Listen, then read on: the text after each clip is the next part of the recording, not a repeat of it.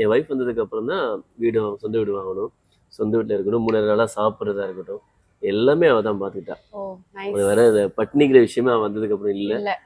வீட்டு ஓனர் வந்து ஆணி அடிக்கக்கூடாது, அப்புறம் பார்த்தீங்கன்னா நாயெல்லாம் வளரக்கூடாது, அதுக்கப்புறம் பார்த்தீங்கன்னா 6 மணிக்கு மேலே ட்ரில் போடக்கூடாது, பைக் உங்கள் பார்க்கில் தான் நிப்பாட்டணும், இந்த மாதிரி கண்டிஷன்ஸும் இல்லாமல் நம்ம பிடிச்ச மாதிரி வாழ்கிற வாழ்க்கை இருக்குல்ல, அது உண்மையான சுதந்திரம் தான். ஆமாம் ஆமாம், கங்க்ராச்சுலேஷன்ஸ். அதுக்கும் தேங்க்ஸ்ப்பா. இன்னும் நிறைய வீடு வாங்கட்டும்.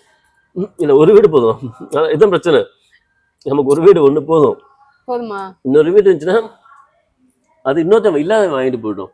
இந்த 10 வீடு வாங்கி வச்சுட்டு வாடகை விட்டுட்டு உங்கள் வாடகைக்கு ஒரு வீடு இருக்கா வச்சுக்கோ, இல்லை எதாச்சும் வாங்கணுமா கார் வாங்கிக்க, பைக் வாங்கிக்க, நீ மற்றவங்களுக்கு தான திரும்பலாம் தேவையில்லை, உனக்கு பிடிச்சி இன்னொன்று வேறு ஏதாச்சும் வாங்கிக்க.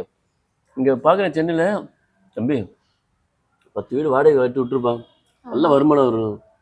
வேலைக்கே போவேன், உட்காந்து சாப்பிடலாம், உன்னோட வாரிசெல்லாம் சாப்பிடும். எல்லா வாரிசும் சாப்பிட, அவன் சாப்பிட மாட்டான், சுகர் பேஷண்ட் ஆயிடுவான். 10 பேருக்கு வீடு வாடகை விட்டு கிடைக்கிற காசு வச்சு அவன் உட்காந்துட்டே இருப்பான், சுகர் பேஷண்ட் ஆயிடுவான்.